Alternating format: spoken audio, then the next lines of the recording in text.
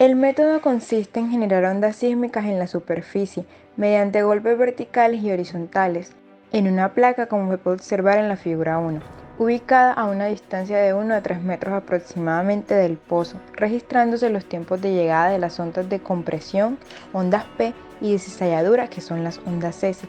En la figura 1 podemos ver los elementos del ensayo, que son un geófono triaxial, un sismógrafo y una fuente sísmica. Las ondas P hacen referencia a las ondas longitudinales, lo cual significa que el suelo es altamente comprimido y dilatado en la dirección de propagación. Y las ondas S son las ondas transversales o de corte, lo cual significa que el suelo es desplazado perpendicularmente a la dirección de propagación. El ensayo provee un método directo de medición de propagación de ondas de corte en el suelo, dado que permite identificar los tiempos de llegada de las ondas de corte producidas por una fuente en superficie. Esta técnica es excepcionalmente precisa para determinar los valores de velocidad de onda corta en profundidad, siguiendo las indicaciones de la norma ASTM D7400. Para la ejecución de la prueba de downhole se genera una fuente de excitación desde la superficie. La perturbación inducida en el suelo se registra a profundidad a través de un geófono que se introduce en el barreno preparado. El geófono registra el movimiento y envía la señal a un sismógrafo, donde es amplificada y digitalizada para posteriormente ser almacenadas en una computadora portátil, como se muestra en la figura 2.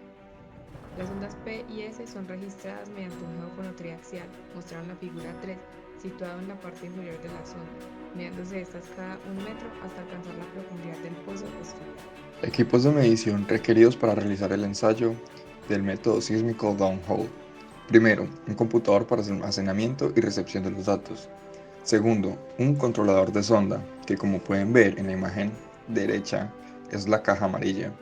Tercero, sondeo con geófono de 3 componentes, en la dirección X, Y y Z, que prácticamente es un geófono triaxial. Es el cosito alargado que se mira en la imagen.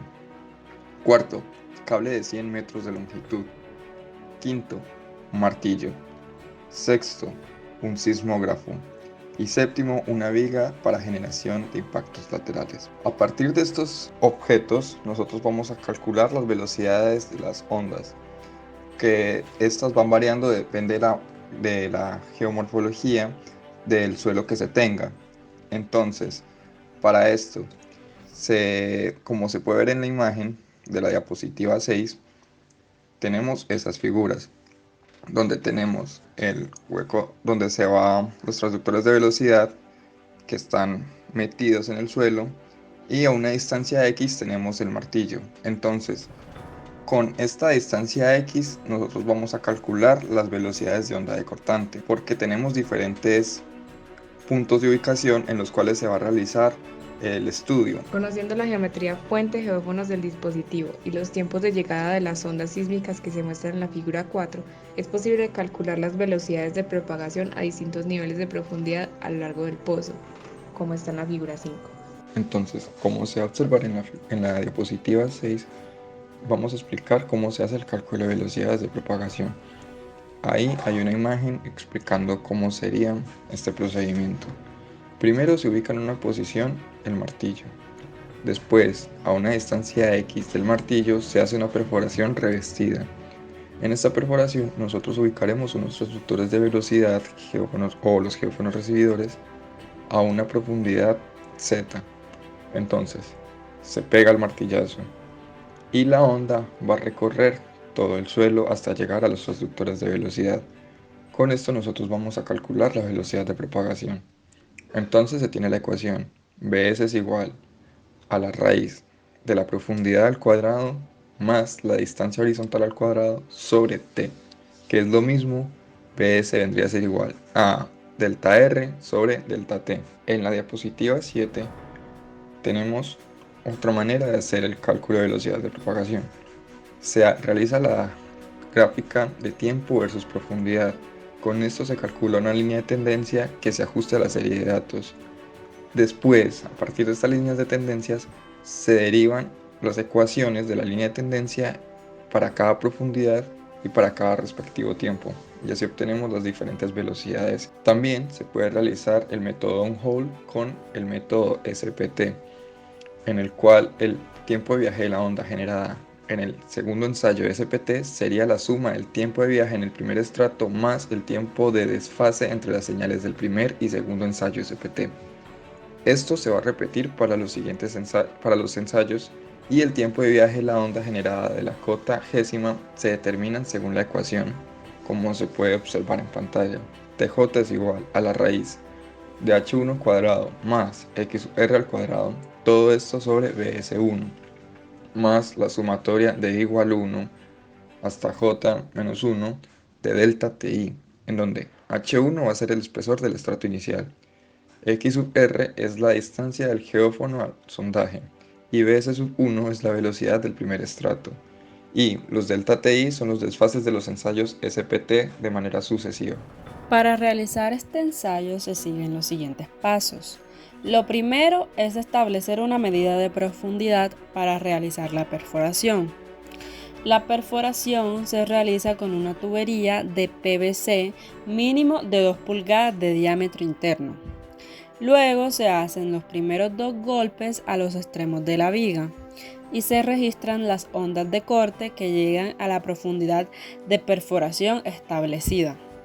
Este procedimiento se realiza de metro a metro hasta llegar a la profundidad de perforación. Además, se identifican el tiempo que se toman las ondas de corte en llegar a distintas profundidades de la perforación. Y a través de un sensor triaxial se registran las señales, pero estas son transformadas a señales mecánicas mediante un sismógrafo y se leen mediante un programa donde se realizan las gráficas correspondientes y así conocer la velocidad de onda de corte en profundidad.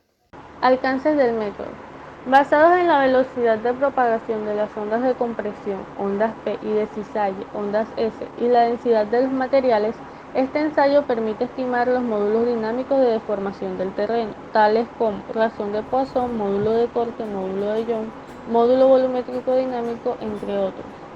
La aplicación más común de la refracción sísmica en la ingeniería civil es para la determinación de la profundidad de abasamiento en los proyectos de construcción de represas y grandes hidroeléctricas, así como para la determinación de condiciones y competencia de la roca en donde se asentarán las estructuras y se realizarán los túneles. En el contexto urbano, la refracción también resulta útil para la extrapolación lateral de perforaciones puntuales de suelos. Adicionalmente, nos permite reconocer los contactos entre las distintas unidades litológicas reconocidas hasta la profundidad de investigación, para evaluar las características geotécnicas de cada unidad e identificar posibles zonas de falla, fracturamiento o alteración de la roca. Finalmente, con los módulos que se obtienen se pueden realizar cálculos del comportamiento sísmico en diversas estructuras u obras civiles según la normativa de diseño vigente. Limitaciones en el método.